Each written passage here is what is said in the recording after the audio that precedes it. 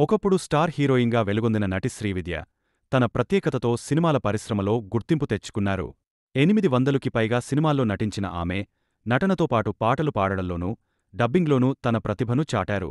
ఓ Telugu cinema shooting సమయంలో రాజమహేంద్రవరం వద్ద గోదావరి నీటితో స్నానం చేయాలంటే గ్లామర్ దెబ్బతింటుందని పక్కాగా బిస్లరీ నీరు తెప్పించాలని పంతం పెట్టారట.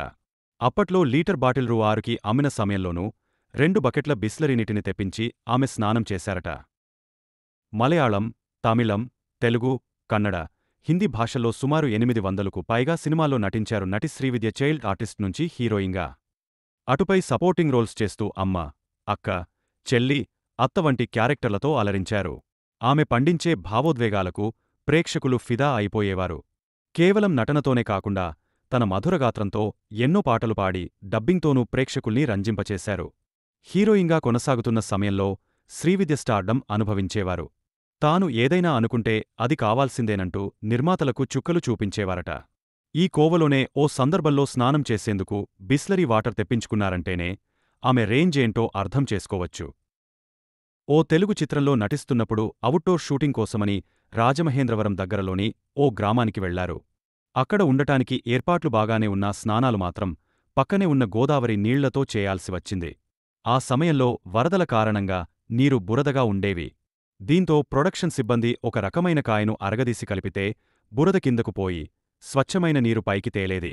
ఆ నీటినే నటీనటులు స్నానం చేసేందుకు వాడేవారు.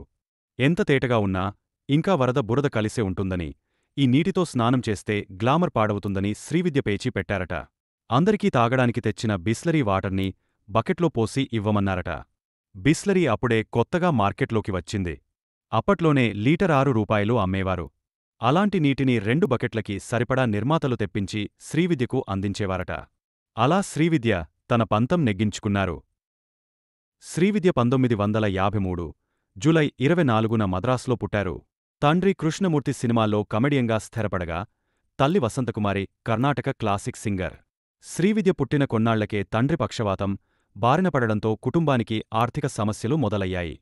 దీంతో వసంతకుమారి నానా కష్టాలు పడి సంపాదించేవారు. ఒకానొక సమయంలో వరుస కచేరీల వల్ల శ్రీవిద్యకు ఆమె పాలు ఇచ్చే టైం కూడా ఉండేది కాదట. శ్రీవిద్య మంచి అందగత్తె కావడంతో యుక్త వయస్సు రాగానే ఓ సైంటిస్ట్ సంబంధం వచ్చిందట. అయితే ఆ సమయంలో ఆమెకు పెళ్లి చేసే స్తోమత ఆ కుటుంబానికి లేకపోవడంతో సంబంధం వెనక్కి వెళ్లిపోయింది. ఆ తర్వాత కుటుంబ అవసరాల కోసం శ్రీవిద్య సినిమాల్లోకి ఎంట్రీ ఇచ్చి హీరోయిన్గా ఎన్నో మరుపురాని చిత్రాల్లో నటించారు. ప్రేమ, వివాహం విషయంలో ఎదురుదెబ్బలు తిన్న శ్రీవిద్య 2003లో క్యాన్సర్ వ్యాధి బారినపడ్డారు. 4th స్టేజ్ కావడంతో తాను ఇక బతకడం కష్టమని నిర్ణయించుకున్న ఆమె తన ఆస్తిని సేవా కార్యక్రమాలకు ఇచ్చేశారు. తనకు సన్నిహితుడైన ఓ మలయాళ నటుడిని ట్రస్టీగా నియమిస్తూ ఓ ట్రస్ట్ని ఏర్పాటు చేశారు. దానిద్వారా పేద సంగీత, నృత్య కళాకారులకు స్కాలర్షిపులు అందించేవారు. అంతేకాకుండా తన ఆస్తిలో కొంత భాగాన్ని బంధువులు, పనివాళ్ల పేరుమీద రాశారు. చివరికి 2006 ఆగస్టు 17న 53 ఏళ్ల వయస్సులో కన్నుమూశారు శ్రీవిద్య.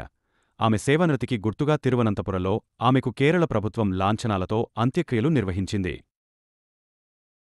మరిన్ని సినిమా విశేషాల కోసం మా ఛానల్ని సబ్స్క్రైబ్ చేయండి.